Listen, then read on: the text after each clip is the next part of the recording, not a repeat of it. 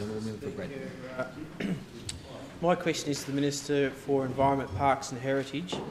Can the Minister for Environment, Parks and Heritage update the House on progress in protecting the natural heritage and conservation values of the Arthur Pyman Conservation Area while ensuring long-standing community access arrangements to shacks and trails in the area? Thank you, Mr Speaker. And I thank the honourable member for his question. And I do make an acknowledgement that this is my first answer as Minister, and I do wish to let people know that I will make the usual acknowledgements during my inaugural speech. So I'll go straight to the question, and I'm very proud that this is a question which will hopefully demonstrate how I approach all of my portfolios in dealing with the community, because the Arthur Pyman Conservation Area is over 100,000 hectares, and it's managed to protect not only a wide range of values, but it also provides a whole range of recreational activities.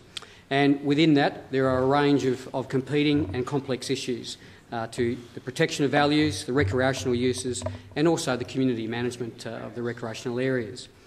And for example, there are many generations of Tasmanians who visited and used the area for recreation and other uses, such as grazing. Oh, I did, mate. Thank you very much.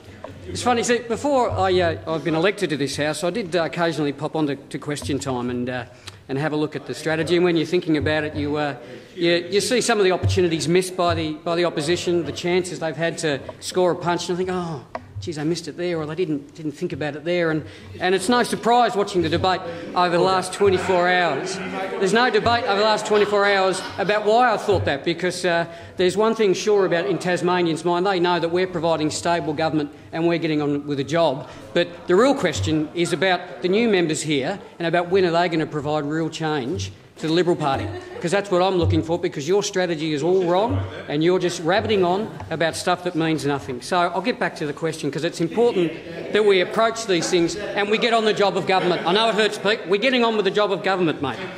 So when these activities, such as recreational and grazing, when these activities are carried out inappropriately, there can be impacts on the values of the reserve, such as significant Aboriginal heritage sites and conservation values, and they're some of the issues I'm key on. And there has been a rapid rise in the off-road vehicles, particularly quad bikes and high-performance. Keep going, Pete. Keep going. All tip, no iceberg. I want to make it clear that I want to know that many of the off-road users are responsible, and there are some, unfortunately, who behave inappropriately. And to address this, Parks and Wildlife Service have completed an assessment of Aboriginal heritage and natural values of the area. And as a result, the Parks and Wildlife Service has undertaken a further assessment of the off-road tracks and produced a draft report. And that makes recommendations for the management of these areas in the conservation area. And Parks and Wildlife have worked very closely with the community over a number of years. Key community groups, because we, Labor Party and the progressive side of the House, want to work with community groups, get their voice heard in this process so we can get a result for all of the community. They've worked with the Arthur Pyman Conservation Area Management Committee, the Off-Road Vehicle Consultative Group, to improve the sustainability of recreational activities in the Arthur Pyman.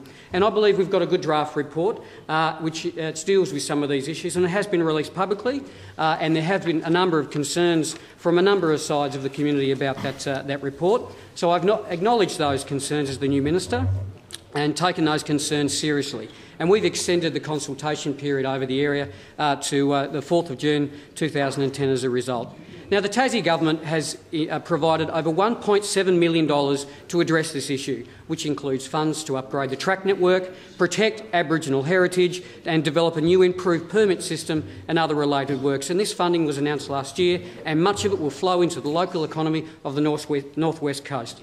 And this is just another example of government getting on with the business and getting on with the job of protecting our environment, respecting the views of stakeholders, and through these actions providing stimulus for regional economies. And I will continue to work with the community on protecting the important values of the area whilst maintaining reasonable and sustainable access for recreational users. And I'm heading up to the Arthur Pyman in the next week to talk to the community, talk to users, talk to the Indigenous community about their concerns and have a look at this fantastic part of Tasmania. Thank you very much. The Honourable Deputy Leader of the Opposition.